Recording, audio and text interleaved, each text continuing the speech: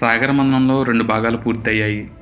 రెండవ భాగంలో రాజ్య ప్రజల క్షేమం కోసం యుద్ధాన్ని రాజ్యానికి బయట చెయ్యాలి అని అనుకుని తన గుర్రంపై రాజ్య శివారుల్లో పర్యటిస్తున్న కార్తీకుడికి కనిపించిన ఆ ప్రదేశంలో కనిపించిన ఒక వ్యక్తి, ఆ ప్రదేశం యొక్క ప్రత్యేకత ఇప్పుడు తెలుసుకుందాం. ఇది సాగర మంథనంలో 3వ భాగం. ఇది చాలా ఇంట్రెస్టింగ్గా ఉండబోతుంది. ఎవరు మిస్ అవ్వద్దు, చివరి వరకు చూడండి. అండ్ ఇంకోటి, ఈ వీడియో చూసిన వాళ్ళు కొంచెం మర్చిపోకుండా సబ్స్క్రైబ్ చేయండి అబ్బా. మీరు సబ్స్క్రైబ్ చేసి లైక్ కొడితే నాకు నెక్స్ట్ పార్ట్ చేయడానికి కొంచెం బూస్టింగ్ వచ్చినట్టుంటుంది. సో కథలోకి వెళ్ళిపోదాం. తన కళ్ళలో కొత్త ఉత్తేజాన్ని నింపిన ఆ ప్రదేశం అసలు ఏంటో తెలుసుకోవడం ఎలా అని చూస్తున్న కార్తీకరుద్ధుడికి కనిపించిన ఆ వ్యక్తి ఒక వృద్ధ సాధువు. ఆ సాధువు ఒక బండరాతిపై కూర్చుని ధ్యానం చేసుకుంటాడు. కార్తీకుడు వెళ్ళి ఆ సాధువుతో, మహారుష్వర్యులకు ప్రణామాలు. తమరి తేజస్సు చూస్తుంటే సాక్షాత్తు స్వర్గలోక దేవతలకు ఏమాత్రం తీసిపోవడం లేదు. ఇంతకు తమరు ఎవరు అని అడిగిన కార్తీకుడికి ఏ సమాధానం రాలేదు. కార్తీకుడు ఇంక లాభం లేదనుకుని, తాత ఇంక ధ్యానం చేసింది చాలే, లేగు, ఇక్కడ మహాసంగ్రామం జరగబోతోంది. అత్యంత క్రూరమైన నియంత, అసలు ఓటమి ఎరుగని కాళీచరణుడు తన మద గజ విశిష్ట సైన్యంతో భూమిని కబళించుకుంటూ వస్తున్నాడు. అతని తాకిడికి మాలాంటి చిన్న రాజ్యాలు నిలబడలేవని తెలిసి కూడా చేస్తున్న ఓ పెద్ద యజ్ఞం. నీ జీవితంలో ఇంతవరకు కని విని ఎరగని మహాయుద్ధం రేపు జరగబోతోంది. ఎక్కడికైనా దూరంగా వెళ్ళి ధ్యానం చేసుకో అని చెప్తాడు. అది విన్న వృద్ధ సాధువు చిరునవ్వు విసిరి మళ్ళీ ధ్యానంలోకి వెళ్తాడు. అది చూసిన కార్తీకరుద్ధుడికి ఆశ్చర్యం వేస్తుంది. వెంటనే, ఏంటి తాత నవ్వుతున్నావు? నీ యొక్క క్షేమం కోసమే చెప్తున్నా. ఇక్కడి నుంచి వెళ్ళిపోతాత. ఈ మహాసంగ్రామ దాటికి గుడకరాళ్ళు కూడా ఇసుకరేణువులా మారిపోతాయి. నా మాటల మీద దయించి మీరు ఇక్కడి నుంచి నిష్క్రమించగలరు అని వేడుకుంటాడు. ఇదంతా గమనిస్తున్న ఆ వృద్ధ సాధువు తన చేతి బొటని వేలుతో చూపుడు వేలును గట్టిగా అదిమిపట్టి తన ధ్యానం నుంచి బయటకు వచ్చి తనకు ఎప్పటి నుంచో తెలుసన్నట్టు, నాయన కార్తీకరుద్ర, నీ యొక్క మాటలు వింటుంటే ఎంత గొప్ప వీరుడైనా వచ్చే శత్రు గాంభీర్యాన్ని చూసి యుద్ధాన్ని వదిలి పారిపోయేలా ఉన్నాయి. ఏమన్నావు? అత్యంత క్రూరమైన నియంత, అసలు ఓటమే ఎరగని కాళీచరణుడా, నా జీవితంలో ఎప్పుడు ఎరగని యుద్ధమా అని బిగ్గరగా నవ్వుతూ, అసలు నియంతంటే ఏంటో తెలుసా నీకు? ఈ విశ్వంలోనే మూతి మీద మేసం మెలేసి తన జబ్బలు చరిచి చెప్పగల వీరుడు ఏకఛత్రాధిపత్యం వహిస్తే ఎలా ఉంటుందో తెలుసా? ధర్మాన్నే ఊపిరిగా భావించిన అసలైన వీరుడు ఆ ధర్మాన్నే బానిసగా చేసుకుంటే ధనుర్విద్యలో దేవతలను సహితం ఓడించగల వీరుడు అధర్మం పక్క నిలబడితే ఆ దేశ ప్రజల పరిస్థితి ఎలా ఉంటుందో ఊహించగలవా? సంబోధళ విద్యలో అత్యంత శక్తి గడించిన ఆ 12 మంది వీరులను సైతం ఓడించిన ఆ వీరుడి కథ విన్నావా నువ్వు? ధర్మమే ఊపిరిగా భావించే ఒక అన్నకు ఆ వీరుడు చేసిన అన్యాయాన్ని ఒక తమ్ముడు ధర్మం పక్క నిలబడి దారులుగా కార్చిన కన్నీటికి ఆ ధర్మం ఇచ్చిన సమాధానం అని చెప్తూ ఆపేసి తన కళ్ళ వెంట వచ్చిన నీళ్లు తుడుచుకుంటాడు ఆ సాధువు. అదంతా వింటున్న కార్తీకరుద్రుడు ఎంతో ఉత్కంఠతో, ఏంటి తాత ఆగిపోయావు? నీ కళ్ళలో నీళ్లు చూస్తుంటే నా కళ్ళు చెమ్మగిల్లాయి. ఎవరు తాత ఆ వీరుడు? నీ మాటల్లో ఆ వీరుడి కథ వినాలనుంది. అన్న కోసం ధర్మం పక్క నిలబడిన తమ్ముడా? ఎవరా అమాయకుడు? ఆ నియంతని ఎవరు ఓడించారు తాత? ఒకవేళ ఓడిస్తే అతను శక్తిహీనుడు ఎందుకు అవుతాడు తాత? చెప్పు తాత, చెప్పు అని కార్తీకరుద్రుడు అడుగుతాడు. అందుకు ఆ సాధువు, చెప్తాను కార్తీకరుద్ర, కల్కి ద్వైతం అనే శకం గురించి విన్నావా నువ్వు అని అడుగుతాడు.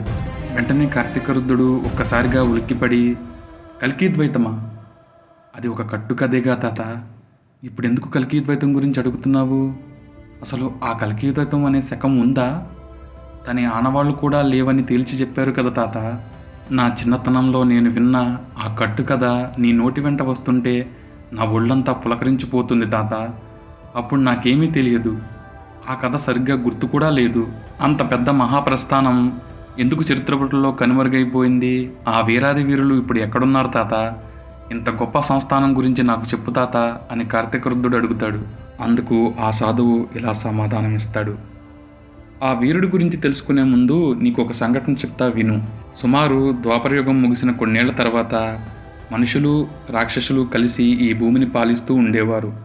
బహు వింతైన ప్రపంచంలా మన భూగ్రహం ఉండేది. ఆకాశంలో విహరించే వాయువిహంగాలు, బంగారు నెమళ్ళు, రెక్కల ఏనుగులు, నడిచే పాములు, ఇలా చాలా వింతలు ఉండేవి. ఆ కాలంలో మనుషులందరూ తపోశక్తితో మంత్రశక్తి గడించి చాలా ప్రశాంతమైన జీవితం గడిపేవారు. అలా ప్రశాంతంగా గడుపుతున్న ఆ ప్రజలకు రాక్షసుల ద్వారా చాలా కష్టాలు వస్తూ ఉండేవి. ఆ రాక్షసుల్లో ముఖ్యంగా ఐహేరా అనే రాక్షసుడు ఉండేవాడు. అతని రూపం బహుభయంకరం. అతని మొండెం మనిషిదైతే తల ఒక క్రూరమృగంది. సుమారు 18 అడుగులు ఎత్తు ఉండే ఆ రాక్షసుడు ఈ భూమిపై అత్యంత భయంకరమైన రాక్షసుల్లో ఒకడు. అతని పేరు చెప్తే ప్రపంచంలో ఏ రాజ్యాలైనా భయంతో గడగడలాడిపోయేవి. ఆ రాక్షసుడు తన సైన్యంతో అన్ని రాజ్యాలపై పడి చిమ్మటలు కొట్టిన కాగితంలా ఆ రాజ్యాన్ని చేసి అక్కడి నుంచి ఇంకో రాజ్యం, అక్కడి నుంచి ఇంకో రాజ్యం అని అన్ని రాజ్యాలను వినాశనం చేసుకుంటూ అడ్డొచ్చిన ప్రతి రాజ్యం అంతూ చూసేవాడు.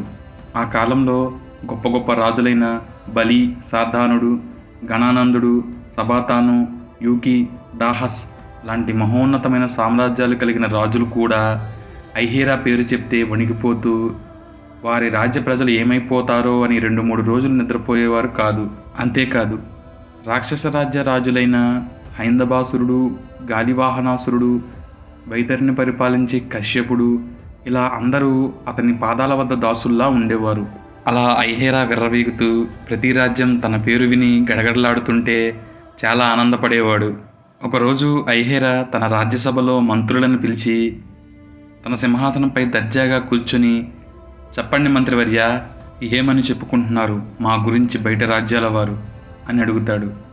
అతని మంత్రులు, ఎప్పుడూ వినేదే మహారాజా, తమరి పేరు చెప్పగానే సింహాసనం మీద కూర్చున్న వాళ్ళు లేచి నిల్చుంటున్నారు. 2-3 రోజులు నిద్రాహారాలు మాని ముచ్చెమటలతో వణికిపోతున్నారు అని సమాధానమిస్తారు. అందుకు ఐహేరా బిగ్గరగా నవ్వుతూ, వాహ్, ఇదే కదా నేను కోరుకున్నది. ఇంకా ఈ భూమిని నలుమూలలా ఆక్రమించుకోవాలి. మంత్రులారా, రేపు యుద్ధం చేయబోయేది ఏ రాజ్యం మీద అని ఐహేరా అడుగుతాడు. అందుకు ఆ రాజ్య పర్యాటక మంత్రి, ప్రభు, మనం రేపు యుద్ధం చేయబోయేది అత్యంత సుందరమైన రాజ్యం. ఆ రాజ్యంలో ప్రజలు సుభిక్షంగా ఉంటారంట. వేగుల సమాచారం మేరకు ఆ రాజ్య కోట ఈ భూమిపై ఎవరూ కట్టలేనంత అద్భుతంగా ఉంటుందంట. ఆ రాజ్యం పేరు ధరణీకాంచనమంట మహాప్రభు అని ఆ మంత్రి చెప్పిన మాటలకు ఐహేరా బిగ్గరగా నవ్వుతున్న తన నవ్వు ఆపేసి, ఇంతకు ఆ రాజ్యం యొక్క రాజు ఎవరు అని తడబడుతూ అడుగుతాడు. అందుకు అతని మంత్రి, హహహ ప్రభు, నిండా 20 ఏళ్ళు కూడా నిన్నని కుర్రకుంక ప్రభు, వాడి పేరు కల్కీ రామనంట అని చెప్పగానే ఐహేరా ఒక్కసారిగా తన సింహాసనం మీద నుంచి లేచి నుంచున్నాడు. ఎప్పుడూ చెమట పట్టని తన తలలో నుంచి చెమట చుక్కలు దారులుగా కారుతున్నాయి.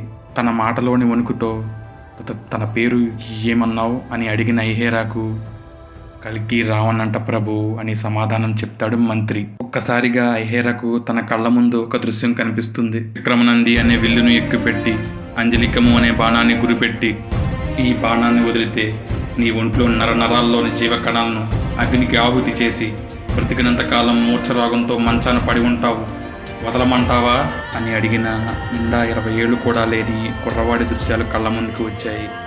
అతనే ఆ కల్కీ రావణ్.